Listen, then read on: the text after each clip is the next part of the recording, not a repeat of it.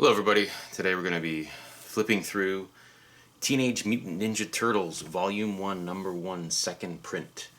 First published in June of 1984, limited to 6,000 copies.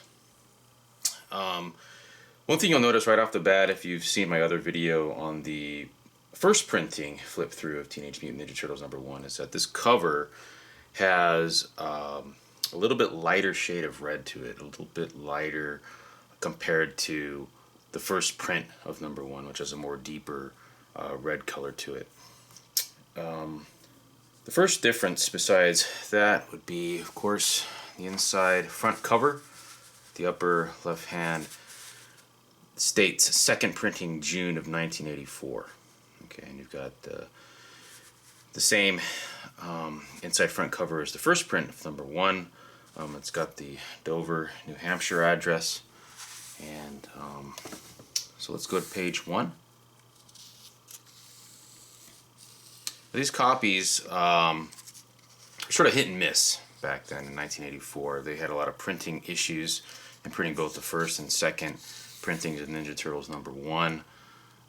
Back then it was more about affordability and the unprecedented demand for issue 1 of Ninja Turtles. They went back to press with an additional 6,000 copies of this second printing and made a point to include that it was in fact the second printing.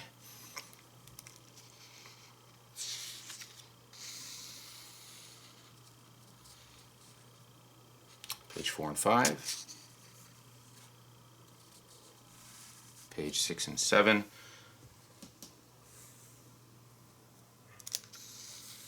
One thing you'll notice is that back in the original comics from the early 80s, Ninja Turtles, a lot bloodier than they were in subsequent incarnations of those characters.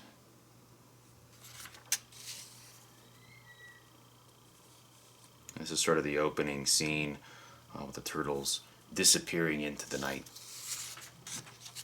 And here we see Turtles returning back to Master Splinter in their home in the sewers of New York.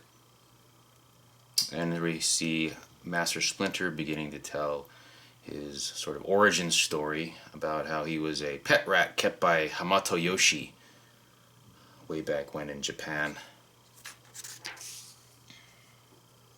And here we see first introduction of the Foot Clan, which is a parody of the Hand Ninja Clan in Daredevil. Actually, most of this book is a parody, or at least a tribute, to Frank Miller's Ronin and Daredevil series.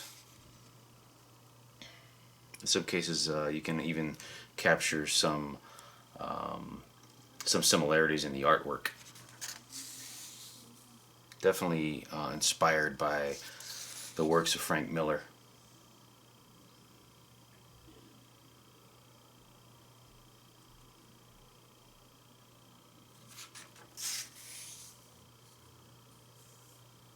And here we see sort of the origin story of the Turtles themselves, which was also taken from the Daredevil comics, the origin of Matt Murdock's character Daredevil.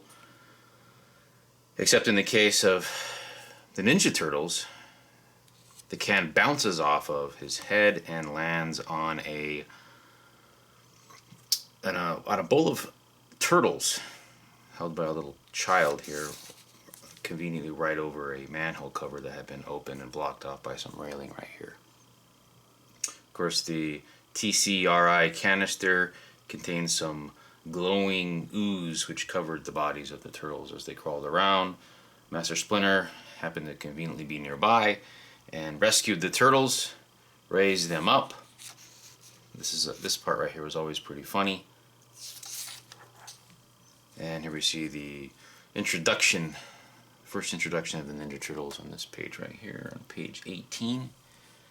Page 19, one of the best, I think, drawings of Raphael. This is a classic sort of full page representation of Raphael. Raphael, being sort of the rebel of the group, kind of goes out on his own quite a bit to get an idea of what's going on. Sometimes gets himself into a lot of trouble. Here we see Raphael taking out a couple of guys.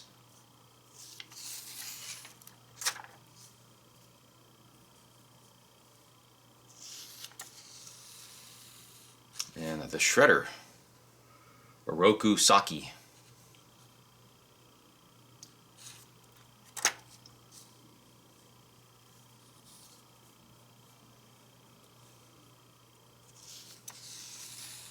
And here we see the confrontation, the first confrontation between all four turtles and the Shredder.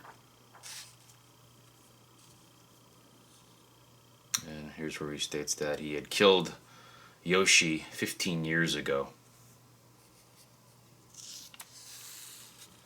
And of course, the Foot joins the Shredder in the battle against the Turtles. And here we see a really awesome splash page. The Turtles battling the Foot Clan. You notice that the Foot Clan is using different weapons as well. Some are using swords, some are using other weapons, spears and whatnot.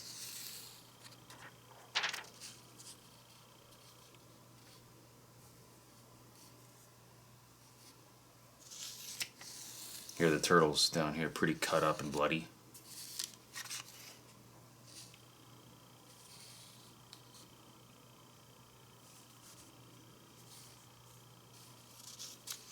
Here's the Shredder, cut up and bloody as well. He's sustained some wounds from Leonardo's katanas.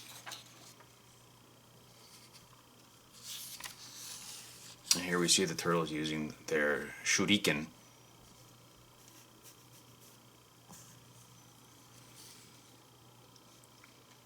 And Raphael actually throws his pair of sai at the Shredder. This is where we see sort of the fateful confrontation between Leonardo and the Shredder, where he actually kills, or at least impales, the Shredder. As we know, he doesn't really kill him. He does come back, but he does impale him down here in this scene. Again, lots of blood, lots of violence. And he pulls out a thermite grenade down here.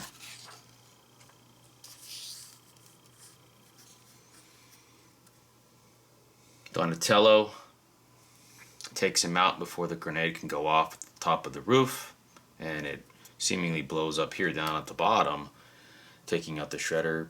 At least that's what we thought, but the Shredder, according to this panel, the Shredder has been shredded. Well, we know that actually hasn't happened. The Shredder does make a return, thus concluding the very first issue of Teenage Mutant Ninja Turtles #1. This one being the second printing, you'll notice that the inside back cover has an ad for Mirage Studios t-shirt iron-ons. Now how cool is that, to have been able to order iron-ons to make your own t-shirts, which I thought was pretty cool. Not sure how much those are going for these days, but they've got to be a pretty valuable collector item. And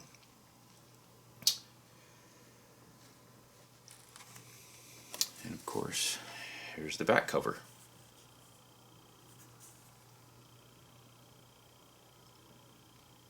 Okay, that is my flip through of Teenage Mutant Ninja Turtles #1 second printing from June 1984. Thanks for watching.